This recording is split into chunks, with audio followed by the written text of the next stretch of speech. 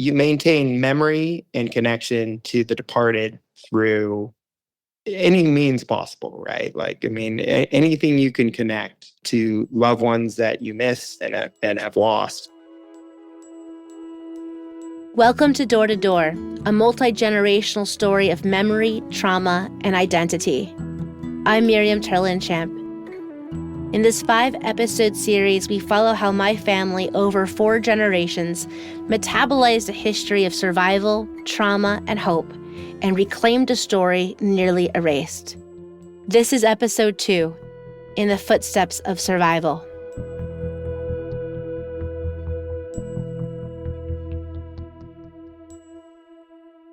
I'm here talking with my cousin Shane, who is a retired Air Force pilot and now flies for United Airlines. While researching for this story, Shane happened to fly to Frankfurt, the closest airport to our grandfather's house in Wachenbuchen, so we called each other. First off, coming into Frankfurt, we were flying in. I was flying. It was a beautiful day, sunshine, no wind, just the kind of day you kind of dream of as a pilot. The way they routed us right over Wachenbuchen. I made the right turn and I looked down and I saw his village and I was like, oh my God, mega chills right there. I had to shake it off quickly because I had to land about 3 minutes later, but it was pretty special to get to see it from the air and think about, how proud that Grandpa Simon would have felt, his grandson was flying over his old village in a 777, which was pretty special. I mean, like how far we come as generations, right? First and second and then third generation. It would have been very difficult to conceive in his childhood, his grandkids would be who we are and doing what we do and still connecting to his life. So, I mean, that's pretty special. It's impossible for me to project forward and think about what my grandkids thinking about my life and the way we think about him, which probably reflects more on him than anything else. I got my round 1 of sleep. I slept from I don't know, we'll say 10 at night to about 2:30 in the morning, woke up, couldn't get back to sleep. And I'm like, all right, this is just going to happen. I'm just going to run out there. So I mapped it. It was about 10 and a half miles out there. And I'm like, okay, this would be a really fun run. And what a cool, thing to connect to Grandpa, who obviously was a fitness fanatic before that was really a thing.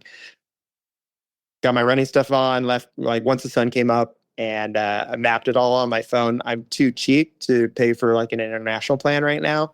So I hit the go button on my map, kind of crossing my fingers that I would get some guidance along the way. And of course, I get a mile in, look down, it's all dropped out. The whole thing's died. I'm like, okay. But I studied the map enough that I was like, I'm pretty sure I could find my way out there. I'll get it. And if I make a few wrong turns, it'll be okay.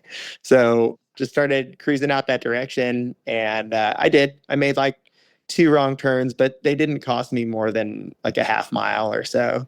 Ended up getting into on the outskirts of the town, and it's beautiful. It's really where the farmland starts, real rural, 2 or 3 kilometers of rolling farm fields, and it's mustard fields and strawberry fields. So it was super pretty running up through these farmers' fields, going out to his village. Got into town, and I'd kind of done enough reconnaissance that I had a really good idea of where it was. So I ran almost right to it and got there and kind of had my moment with Grandpa and with Uncle Lou.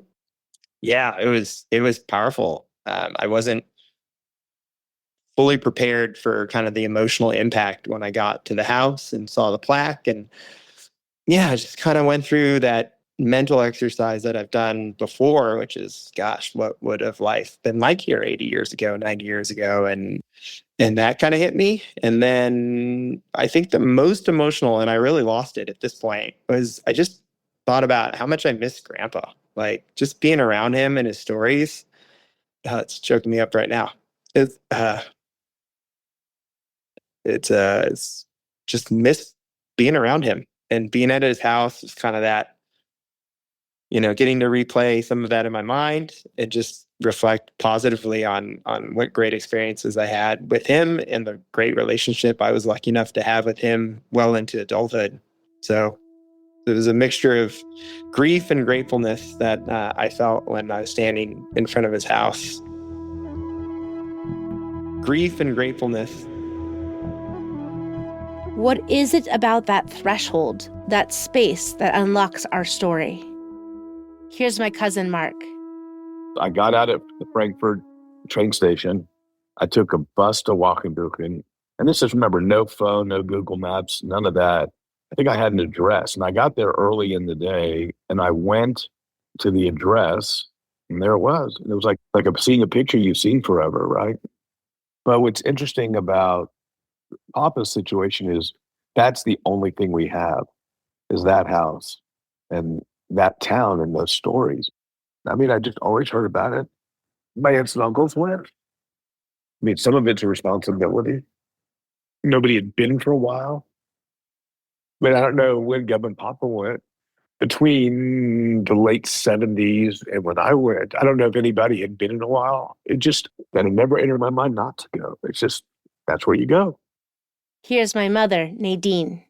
It's actually pretty common, I think, for children of Holocaust survivors, and I guess I delivered that same sense of mission to my own children, that's what you do. You go back, you see, you bear witness to what transpired, and you talk with people and say, where were you? What did you do? And as my father always said, not everybody was a Nazi. And that resonates with me today, too. The people who are compliant, what does that really mean? Some people have no choice or they perish as well. And I think that is what we did. That's the way you honor what happened. And we actually believed in those days, never again, that if you make sure that memory stays active and that people live up to that memory, in other words, acknowledge it happened, much like the German government did, then it can't happen again. We know now that's not true, but that's how we grew up. Here's Lou's son, Ralph. That's one of the reasons I think I applied for German citizenship. We have a grandchild now, and I want him to know his Jewish identity and his roots. This is Ralph's wife, Mindy. I think for me, we were looking at the past, but to me, I think the present and the future were the significant things because it really brought up how important family, how important Jewish history is, and how important the relationship among all of the family members that were there. And then seeing how it's getting transmitted. It's getting transmitted to our kids. It's getting transmitted to future generations. And my daughter-in-law and son were not married at that point. They were engaged. And it was just so nice seeing that this is such a good way for them to start their family. Again, everything is getting transmitted. And then when we came back, we talked about it. We've talked about it to so many different people. By doing so, we're honoring those who have come before us. We're honoring the memory of the Holocaust, and we're preparing for a future because God knows what it's going to feel like in the future. Back to my cousin Shane. Another way to look at it would be that I never should have left this spot. Like you and me, we should be Germans. Like we should be living here. This should be our life. Because had the trajectory of the non-evil, the non-terrible trajectory of World War II and the Holocaust not happen, obviously we would be different variants of ourselves, but we would be here because this is really our home, or at least 1/4 of our home. Each of us were called to that space through unspoken stories, through haunting photos, and through the energy of a man who had survived the indescribable and still found a way to lead a life oriented in love. Everybody loves them. I can't think of anybody who had problems with them or complained about him or this or that. I mean, everybody loved him. I've never met a person in my life who have so many people that claim to be his best friend. For someone who experienced what he experienced and the traumas that he went through, he came out the other side like a wonderful person. And so it's just hard. He's a hard man not to love.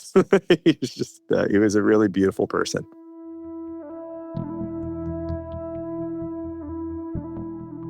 I love my children very, very much, and they love me, and my grandchildren love me.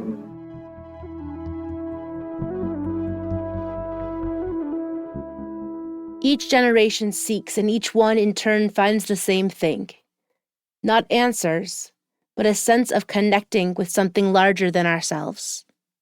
Shane again.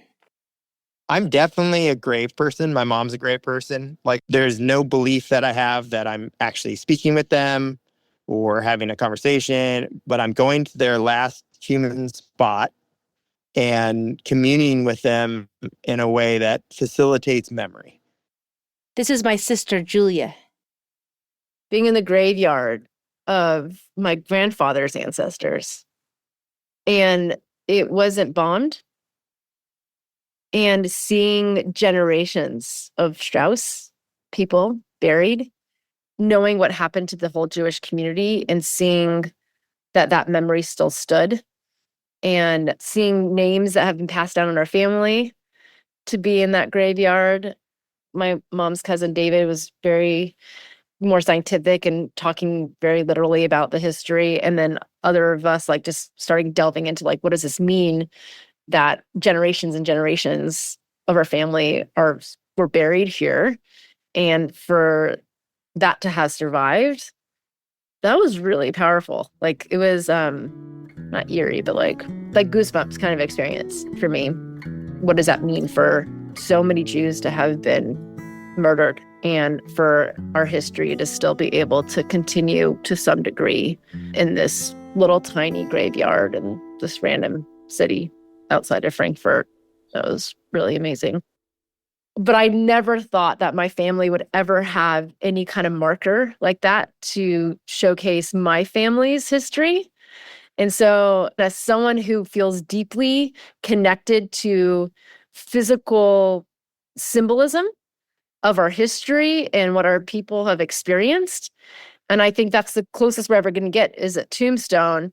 And given what a tombstone or what a grave means to the Jewish people, and that many of the people who, 27 people in my family who were murdered by the Nazis will not ever have that, to know that we still have some component, some part of our family still has that in our family. I thought it was never there. And so I honestly never knew that we'd have any family with any physical presence that they were there and what that means. I mean, this goes back like generations. Like it was super cool. Back to Shane. Going to Grandpa's house and feeling that spiritual connection, that communing with the deceased just felt super strong in my memory, and playing very vivid memories of Grandpa and his laugh and his mannerisms and smells and conversation. So yeah, you maintain memory and connection to the departed through any means possible, right? Anything you can connect to loved ones that you miss and have lost. So I guess that I would definitely classify as spiritual to me. Perhaps this is the legacy of all families, trying our best to understand ourselves within the context of our lineages, each one inheriting the next link in the chain. But if our identity is directly linked to our ancestors and their stories are obfuscated or erased before their time, it complicates our own understanding of identity. Here is Rabbi Tirza Firestone on understanding generational trauma within Jewish families.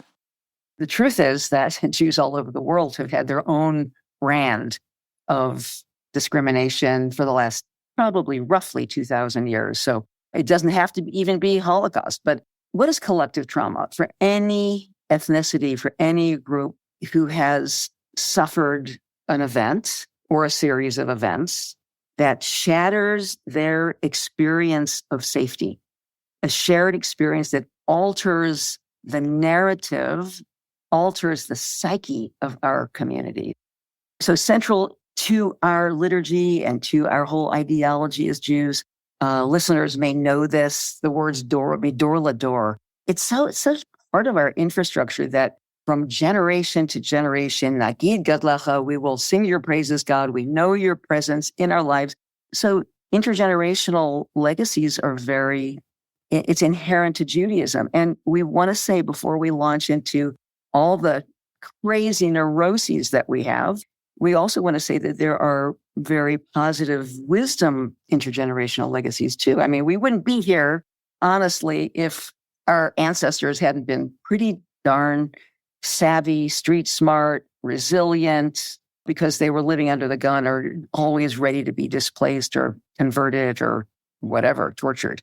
So we have this resilience. That's also an intergenerational legacy.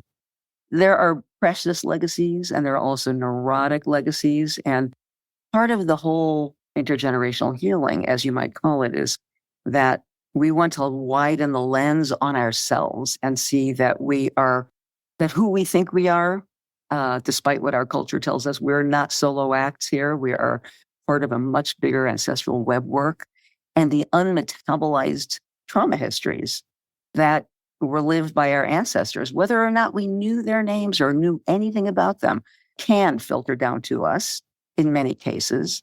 And why we're even talking about this is because there is actual data that's coming out of the labs, studies that show us that there are these residues that come to us that make us more prone to PTSD, that make us more prone to anxiety, to scarcity, to fear, given a little bit more stress in your present tense life situation. If your ancestors, if your grandparents lived through something that was, and they couldn't have metabolized everything, processed everything, you may have more of a propensity for PTSD. In our family, we knew snippets of what had happened, sometimes in my grandfather's own words.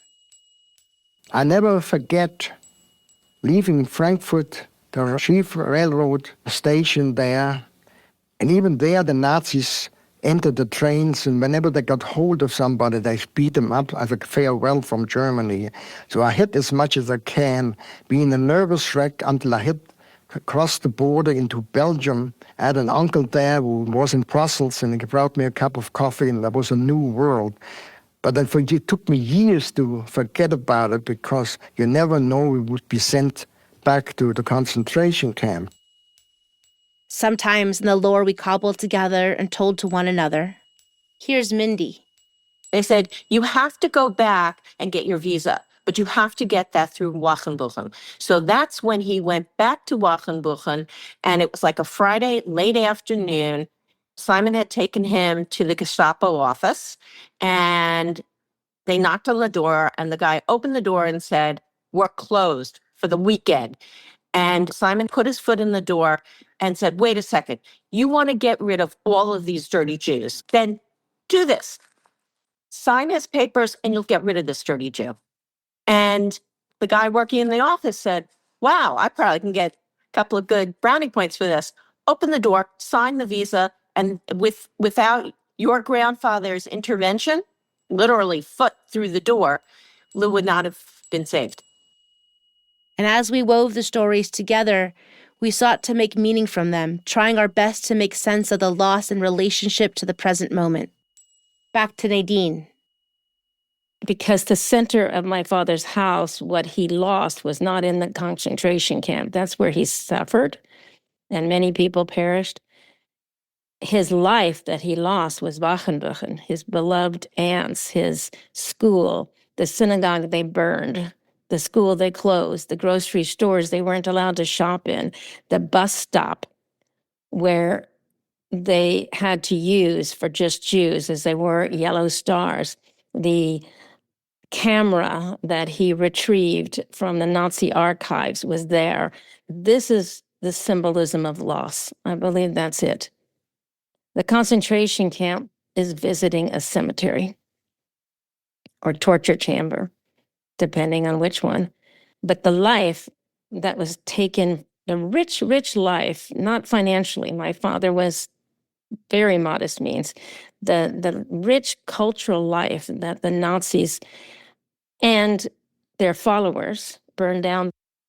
With each telling of the story, each conversation about Simon, there would be new information, and yet, with an almost Pavlovian repetition, our stories end with the same perfect bow: resilience, gratitude, and positivity. Here's my cousin Jennifer. But I think the overall feeling for me, was always resilience. I absolutely know what you mean by intergenerational trauma, 100%. But I think I always experienced it as, wow, isn't it amazing how he emerged from this and what amazing coping strategies. And I think my father and I always used to talk about, isn't it amazing, everything he went through, the things that he saw, that he still has come out with such a positive outlook on life.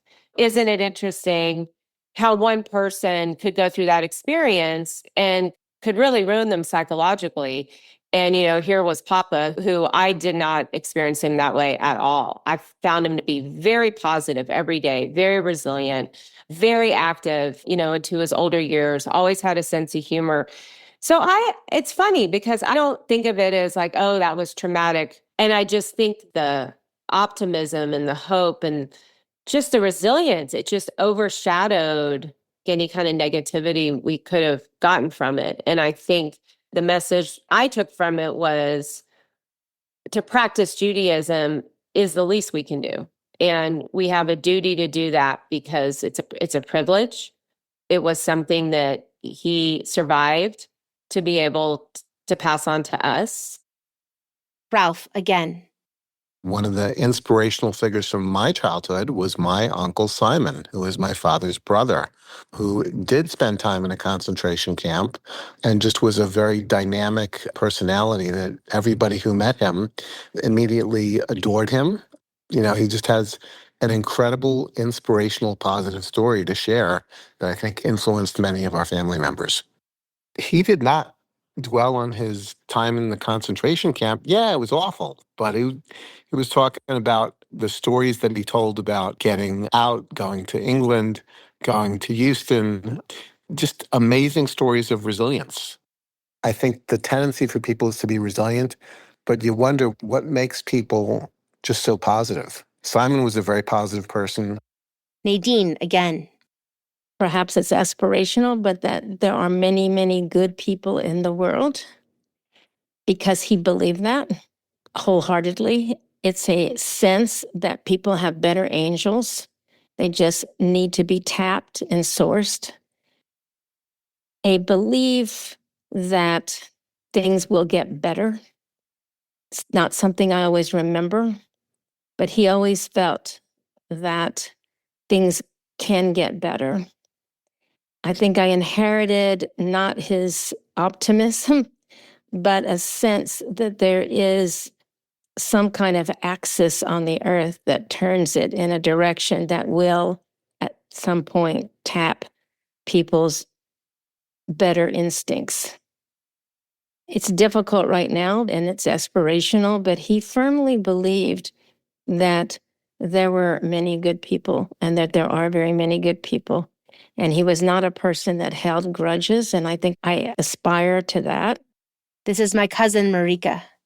He was really an example of what resilience and grace and really moral clarity looked like. I think that's a big part of it because he, on paper, had every reason to be bitter, but he really, most of the time, chose love and decency. So with resilience and love and the choice of kindness and how we treat people, that is kind of the gift of his story in the way I live my life and the way I hope to instill in my own families.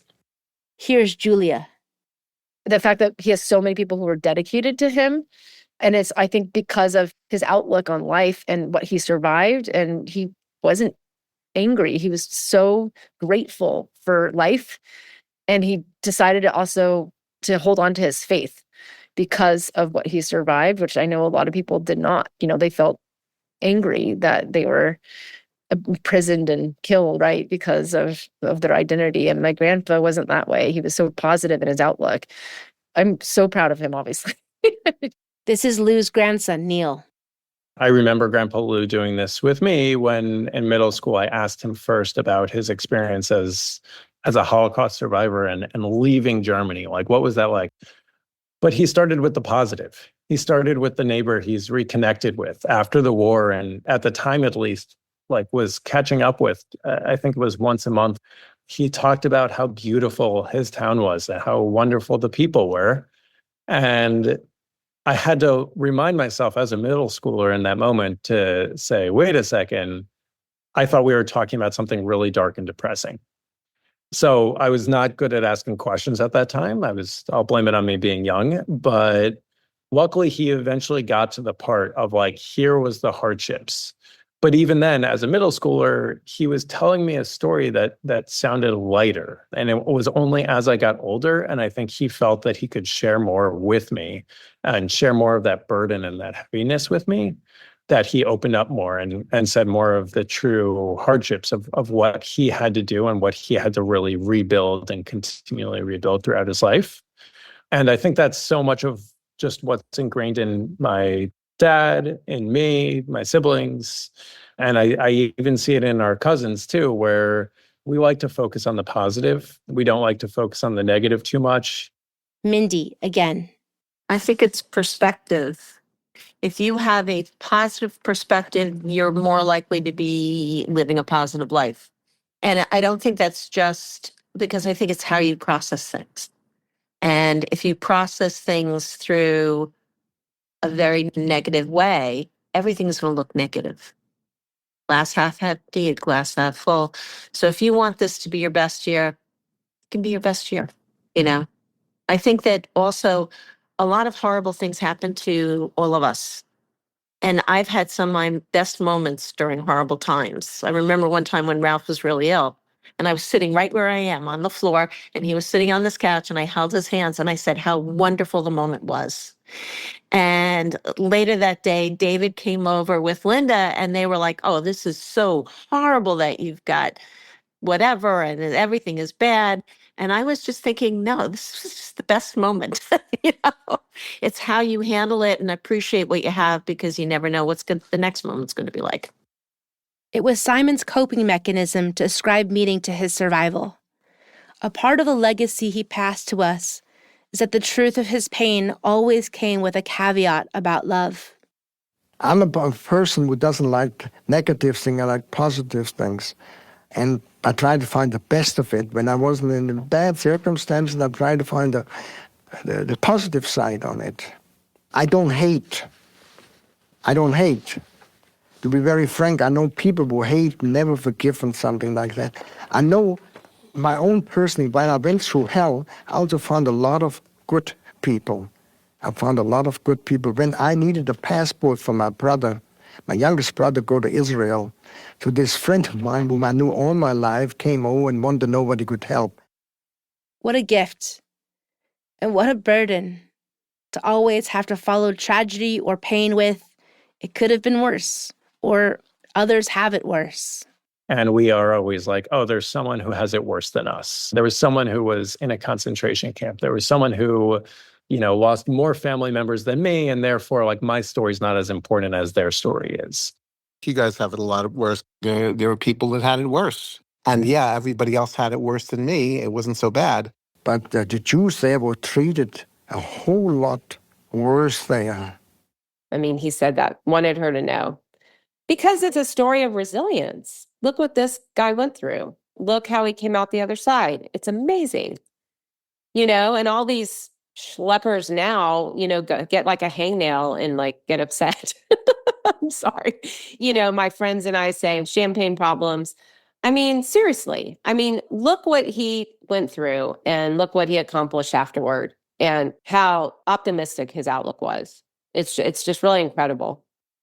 The pilgrimage to the house is part of a family legacy of honoring the blessing of life, about the miracle of our heritage, and perhaps a way to be able to grieve without the caveat of having to be so damn grateful all the time.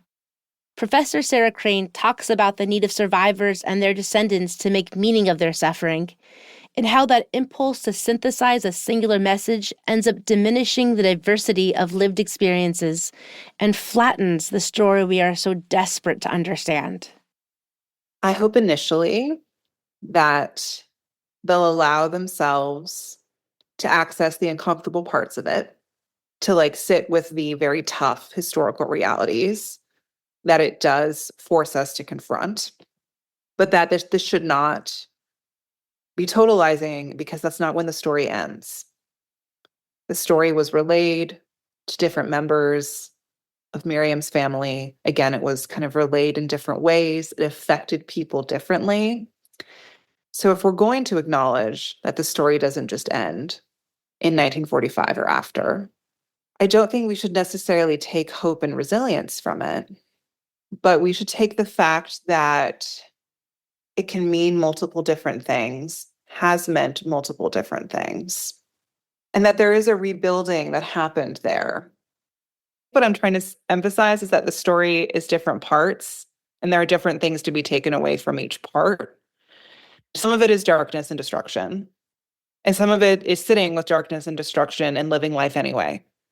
And again, I think if we immediately say hope or resilience, people think that the darkness matters because it emphasizes the kind of happy end of the story. And that's not true. Like, it doesn't just exist in contrast. It exists in dialogue. And how do we communicate that to people? It encourages them, I think, to ask, what do we want to take away from this story? And what do we kind of lose when we decide that it's going to be that one thing? Perhaps this is the way the chain of tradition establishes its next link. The story is handed to you, and you learn to tell it in the third person. Shane again. Grandpa Simon was always the protagonist of the story, but he doesn't get to escape Buchenwald without his mother selling their house. Back to Marika. But I remember hearing, it felt like the first time I was hearing that story, his story, the story of the Holocaust, all of it. And I do remember being like, whoa, like, I can't believe my grandpa, my dad's dad, had to suffer such tragedy that he lost his family, like, and that he escaped out of this with his brothers. Like, it really hit me. I must have been like 15, like, whoa, how is this possible? So I do kind of remember that moment and standing there in the museum and being in that space and the photos and like the whole sensory experience of it, like hearing and seeing. And it was like, whoa, yeah, it hit me hard. I think that was kind of my first real kind of resonance with it, being able to just begin to unravel that I was like of that lineage. And then slowly it begins to shift. It's not just about your father or your grandfather.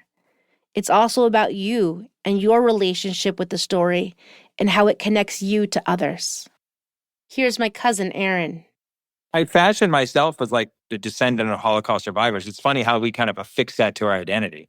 It's like we're not just Jews, we're also Jews that our grandparents were in the Holocaust. There's like a certain specialness that comes with that. You know, even my wife, a big part of their family story is that her grandfather and her grandmother survived the Holocaust. So when I came along and I effectively had the same story, I was like, whoa, my grandfather survived the Holocaust too. So it's kind of like it becomes part of your identity, I think. Julia, again. I love telling my grandpa's story. I have mementos of him all over my house. I'm so proud of being from a family of survivors. And as our grandparents pass and our parents age, we realize I'm not just part of a line of survivors, I am the next in line. I am the patriarch. The matriarch. The carrier of the family story. I have children to teach the story to, and grandchildren, and great-grandchildren. And as I hold it, I know it's a gift to survive, to have a story, and also a heavy burden to keep that story alive and also not force a pathos of coping mechanisms appropriate at the time, but now potentially harmful when applied unilaterally in all situations that involve pain. So inevitably, when we move to the front of the line, becoming aware that soon we too will be ancestors, the story cannot just be about them and what happened once upon a time. The story must also include me, how I was shaped by the narratives, the coping mechanisms, the emotional runoff of trauma, and how else to make it mine than to see it for myself. Ohio Humanities made this episode of Door to Door possible. Door to Door is a production of the Institute for the Next Jewish Future and part of the family of podcasts of Judaism Unbound. Created by Miriam Turlinchamp, directed by Joey Taylor, produced at Monastery Studios, original music by Rich Hordinsky, and art by Katie Kasner. Check the show notes for bonus material and resources. We'd love to hear from you, so you can email us at miriam@judaismunbound.com or find us at www.judaismunbound.com/door-to-door. Stay tuned for our next episode, where Simon comes face to face with the impact of his own story. Thanks for listening.